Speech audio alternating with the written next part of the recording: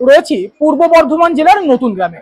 আপনারা সকলেই জানেন যে নতুন গ্রামের কাঠপুতুল কিন্তু বিখ্যাত। ঠিক সেরকমই রথযাত্রার আগে এখন শিল্পীরা জগন্নাথ, বলরাম এবং সুভদ্রা তৈরিতে ব্যস্ত রয়েছেন।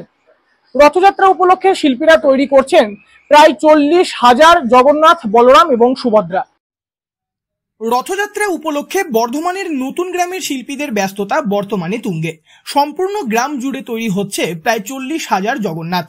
নতুন গ্রামের তৈরি এই সকল জগন্নাথ পাড়ি দেবে কলকাতা সহ আরো বিভিন্ন জায়গায়। গ্রামের প্রত্যেক শিল্পী এখন ব্যস্ত জগন্নাথ তৈরিতে।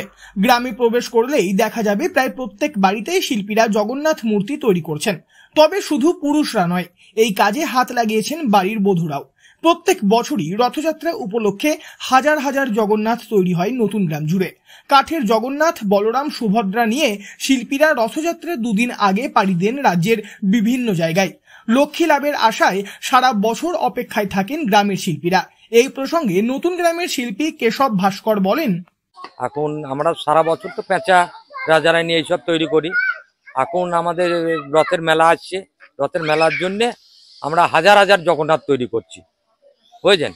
এই রথে মানে আমরা আমাদের যা এখানে মোটামুটি পরিবার আছে, আমরা 35-40 ঘর মতন আমরা 3-4 জায়গায় রথের ইয়েতে যাই।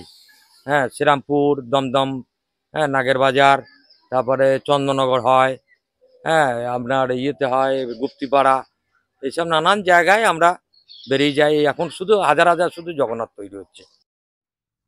সাধারণত বর্ধমানের নতুন গ্রামে শিল্পীরা কাঠের পেঁচা, গৌরনিতাই, ফার্নিচার সহ বিভিন্ন আধুনিক জিনিসও তৈরি করেন। বর্তমানে ভালো কদর বেড়েছে এই গ্রামের শিল্পীদের।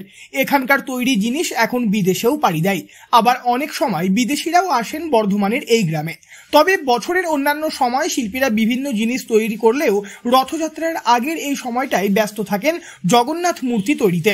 ছোট থেকে বড় নানান মাপের মূর্তি তৈরি করেন শিল্পীরা। এই বিষয়ে নতুন গ্রামের মহিলা শিল্পী পূর্ণিমা ভাস্কর বলেন, এই যে রথ আসছে, রথের জন্য জগন্নাথের বিক্রি হয়। কোথায় যাবেন? চন্দননগর।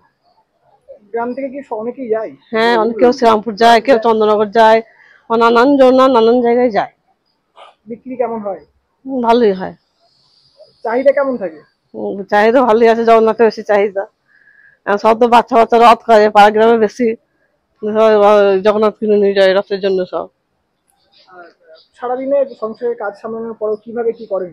আমাদের 3 বার রান্না হয়, তার ফাঁকে ফাঁকে রং করতে হয়।